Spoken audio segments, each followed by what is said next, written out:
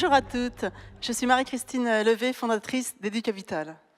Bonjour, je m'appelle Imen Maharzi et je viens avec mon fan club, visiblement. Merci. Je viens ici vous voir avec plusieurs casquettes. Ma première casquette est celle de mentor. Je suis mentor d'entrepreneurs depuis presque 20 ans maintenant. Ma seconde casquette est celle d'investisseur. J'investis en temps et en argent dans des startups et des TPE qui ont un impact social ou environnemental positif de par leur activité. Et ma troisième, c'est la casquette de fondatrice d'une entreprise qui s'appelle Own Your Cash. Alors la mission de Own Your Cash, elle est de stimuler l'indépendance économique des femmes, c'est-à-dire de stimuler leur liberté d'agir simplement. Vous allez me dire que c'est un vaste mot, hein, l'indépendance économique, qu'est-ce que c'est que cette chose-là? Finalement, ça revient à avoir la capacité à disposer de suffisamment d'argent pour pouvoir être libre de faire ses choix et de porter les projets personnels ou professionnels qui sont importants pour soi. Donc finalement, ça revient à être à l'aise avec l'argent, avec le cash, avec le flous. Hein. Dans mon pays de naissance, je suis algérienne et française, je suis née en Algérie et grandi en France. Dans mon pays de naissance, en ce moment même, à quelques milliers de kilomètres d'ici à peine, il y a des centaines de milliers de femmes qui sont en train de se battre au quotidien pour gagner leur liberté et gagner également une égalité en droit. Alors, il se trouve qu'ici en France, on a beaucoup de chance, puisque l'égalité en droit, on en dispose. Et c'est une vraie chance. En revanche, l'égalité économique, ce n'est pas tout à fait ça. Je pense que vous l'avez remarqué aussi. Et pour moi, eh bien, sans réelle égalité économique, l'égalité en droit relève de l'illusion. Donc voilà la raison pour laquelle Own Your Cash vise à ouvrir une conversation autour de ce tabou qu'est le mot argent, qui est le fait de le détenir, de l'épargner, de l'investir. Donc, ce qui m'intéresse, c'est aussi de mettre un terme à un gâchis économique que j'ai observé depuis des années et un gâchis aussi de potentiel social qui concerne eh bien, toutes ces femmes qui portent des projets entrepreneuriaux et qui malheureusement n'ont pas accès au financement qu'elles mériteraient. Et qu'elles mériteraient non pas parce que c'est une question d'égalité ou de justice sociale, mais simplement parce que leurs projets sont tout à fait pertinents et ont un potentiel économique et de développement. Et c'est un vrai gâchis, parce que lorsque un projet est sous-financé, eh bien, il va aller plus lentement, il va peut-être réduire ses ambitions. Et toutes ces femmes qu'on dit supposément plus prudentes, peut-être qu'en fait, elles sont simplement pragmatiques, et peut-être que par nécessité, elles se retrouvent à aller moins vite, moins haut, moins loin que ce qu'elles auraient peut-être choisi de faire. Donc Own Your Cash, c'est une plateforme éducative pour former une nouvelle génération de femmes et d'hommes qui sont des business angels et qui vont apprendre à investir et à déployer du capital dans des projets fondés ou cofondés par des femmes. Alors, déployer du capital, qu'est-ce que c'est? C'est choisir de passer du temps, d'ouvrir son réseau, parce que le capital social, c'est extrêmement important, de donner des compétences et évidemment, d'apprendre à déployer aussi un petit peu d'argent. Je ne sais pas si vous avez vu passer hier cette tribune de plusieurs investisseurs très fameux, dont Marc Ménassé et Xavier Niel, qui se sont engagés à la veille de la journée de la femme digitale, je trouve ça super, qui se sont engagés à se mobiliser sur cette question d'égalité homme-femme dans le domaine de l'investissement. Mais pour pouvoir les aider et pour pouvoir aider toutes ces femmes qui portent ces projets magnifiques, eh bien, il y a une brique à un premier niveau qui sont les premiers 10 000, 50 000, 100 000 euros qui sont investis dans ces projets entrepreneuriaux et qui aujourd'hui, en fait, les femmes ont de vraies difficultés à mobiliser. En France, aujourd'hui, malheureusement, les chiffres sont assez terribles, hein, c'est-à-dire qu'il y a malheureusement plus de 78% des femmes qui commencent leur projet sur leur denier personnel, de l'importance d'apprendre à être à l'aise avec l'idée de l'argent, à être à l'aise avec le fait d'épargner, d'apprendre à investir soi-même son argent pour pouvoir demain pouvoir déployer ce capital dans ses propres projets. Malheureusement aussi en France, entre 7 et 10% des montants déployés par les fonds d'investissement vont dans des projets dirigés par des femmes. Ça, c'est uniquement celles qui sont arrivées à lever de l'argent. Je crois que ce matin, dans l'étude qui a été montrée par Capgemini, il y avait un pourcentage très significatif de femmes qui n'avaient même pas songé à aller lever de l'argent, qui n'avaient même pas essayé. Donc vous imaginez le gâchis de potentiel économique? Donc j'ai trois nouvelles, 2 bonnes et une mauvaise. La première, c'est que je pense que dans la salle, il y a plein de business angels qui s'ignorent. Et ça, c'est une super nouvelle. Je pense que parmi vous, il y a plein de femmes et d'hommes qui aident au quotidien ou aident régulièrement des porteuses de projets, qui ouvrent leur réseau, qui sont là pour les moments pas évidents, qui les aident, qui revoient des documents.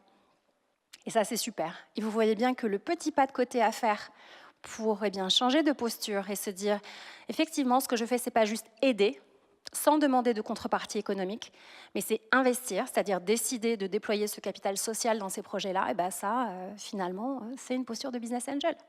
Et qui sait, demain, lorsque vous aurez vous-même appris à investir, peut-être que vous aurez ensuite l'envie de déployer un petit peu d'argent. Ça, c'est la première bonne nouvelle. La deuxième bonne nouvelle, et je l'ai dit tout à l'heure, c'est qu'il y a une vraie prise de conscience qui commence à émerger un peu partout dans le monde, et notamment en France, mais qu'il faut pousser encore, et encore et encore, sur le fait qu'il y a beaucoup de biais. La façon de regarder ces projets est aujourd'hui malheureusement encore trop défavorable. Les femmes ne seraient suffisamment pas assez ambitieuses, ne seraient supposément pas assez performantes, pas assez crédibles, ne seraient pas assez technologiques, enfin que sais-je. Et donc, le propos de cette plateforme, On Your Cash, ça vise justement à travailler le regard et à lever ces biais pour pouvoir découvrir le potentiel économique qui aujourd'hui est gâché et qui est caché par ce voile de préjugés. La mauvaise nouvelle, c'est que il ne va pas y avoir de révolution du jour au lendemain, hein, ça, désolé. Ça, c'est de l'autre côté de la Méditerranée pour l'instant. Et donc, pas de révolution du jour au lendemain. Et donc, mesdames entrepreneurs, et messieurs entrepreneurs aussi, qui pouvaient peut-être porter des projets un petit peu atypiques, un petit peu dans le social business ou qui ne ressemblent pas tout à fait au code habituel, il va falloir que vous osiez ouvrir cette conversation autour de l'argent, comprendre qui sont ces individus étranges, qui sont les financeurs, quelles sont leurs priorités, comment ils décident pour pouvoir vous préparer, parce que les choses ne vont pas changer du jour au lendemain. Pour finir, ces femmes talentueuses, toutes ces femmes qu'aujourd'hui vous avez vues porter leurs projets, montrer des innovations extraordinaires, montrer leur ambition, elles ont besoin de vous, elles ont besoin de nous. Elles ont besoin que des personnes croient dans leurs projets et y croient pas juste en leur tapant sur l'épaule et en leur disant c'est super ce que tu fais, mais aussi en mettant de l'argent sur la table. Donc elles ont besoin de vous. Donc je vous invite à continuer à vous investir auprès d'elles si vous le faites déjà. Je vous invite à apprendre à investir pour que, ensemble, on puisse investir le monde de demain. Merci.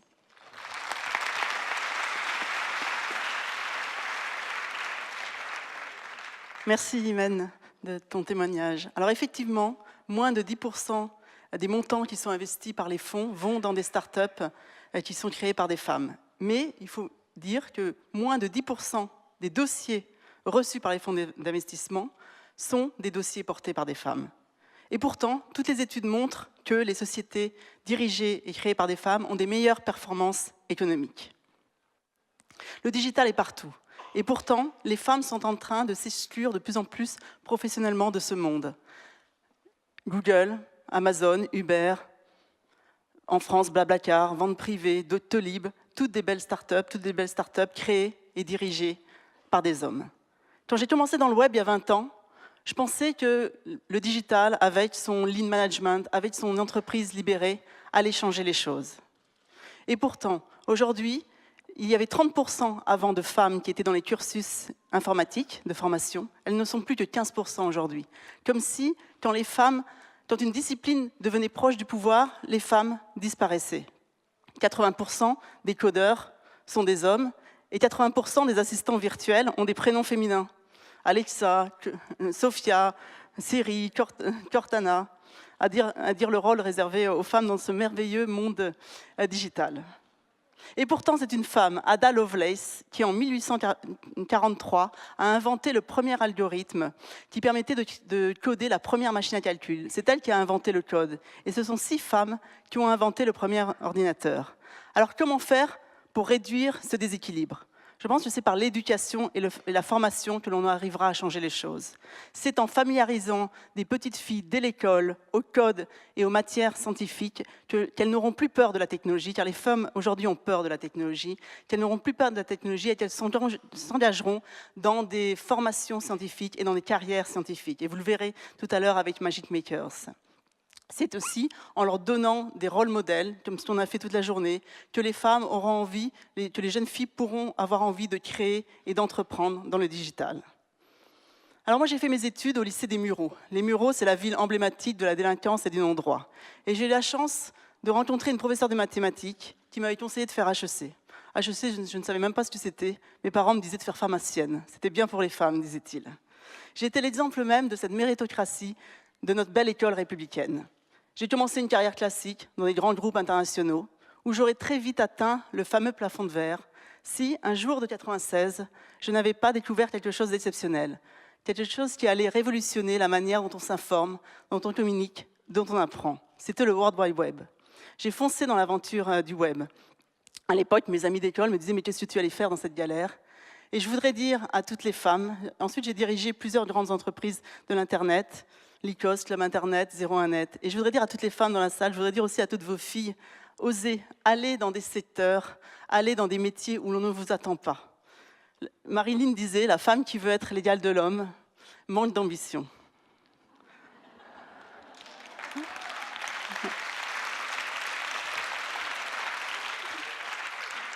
J'ai ensuite choisi un métier formidable, celui d'investisseur. C'est un métier qui me permet de partager ce que j'ai appris de mes succès, aussi de mes échecs auprès de jeunes entrepreneurs. Et toute la journée, je voyais des entrepreneurs qui investissaient, qui voulaient disrupter des secteurs entiers de l'économie. Et le soir, je rentrais chez moi, comme vous toutes, je pense, et j'écrivais sur le petit cahier de correspondance de mon fils qu'il allait être absent pour une sortie scolaire, pour un petit rhume, comme les 29 autres mères de famille allaient faire, dans une classe identique à celle que j'avais connue et à celle que mes parents avaient connue.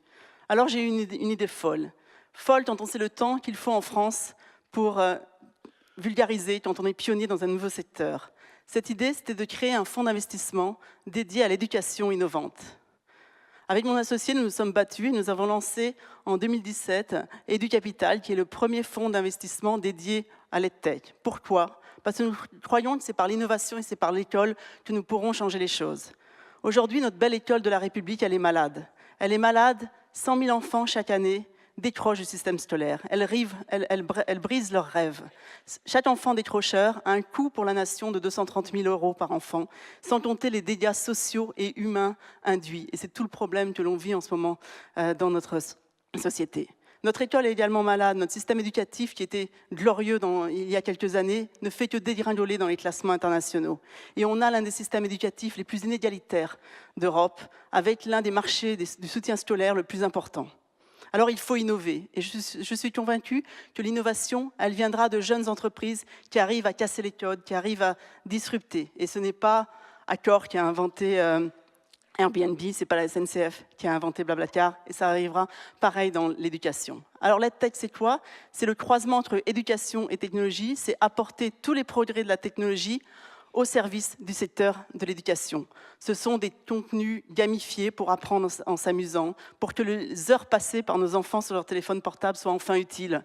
C'est des outils pour les professeurs pour donner un apprentissage beaucoup plus personnalisé, pour utiliser tous les progrès de l'intelligence artificielle et des neurosciences, parce qu'on apprend tous de manière et à un rythme différent. Alors c'est peut-être parce qu'on est le seul fonds d'investissement de la place de Paris managé par des femmes, que chez EduCapital, on a fait 8 investissements et 3 sont créés par des entreprises, par des femmes. Voilà, donc on a une proportion beaucoup plus importante que les 10%. Alors, est-ce qu'il y a un regard d'investisseuse différent quand on est une femme? Sûrement. On fait peut-être un peu moins attention à la posture. On veut avant tout des dirigeants motivés, qui entraînent des équipes qui soient concernées par leur mission et qui gèrent leur argent en bonne mère de famille, ambitieuse pour ses enfants. Alors je ne pense pas qu'il faut attendre, on parle souvent de ça, je ne pense pas qu'il faut attendre que les 80% des narcs à Bercy pondent une loi ou une réglementation pour qu'il y ait des quotas pour investir dans des projets féminins. c'est maintenant qu'il faut agir. C'est maintenant qu'il faut agir en misant sur l'éducation. C'est maintenant qu'il faut agir pour changer positivement et pour se construire tous un futur désirable.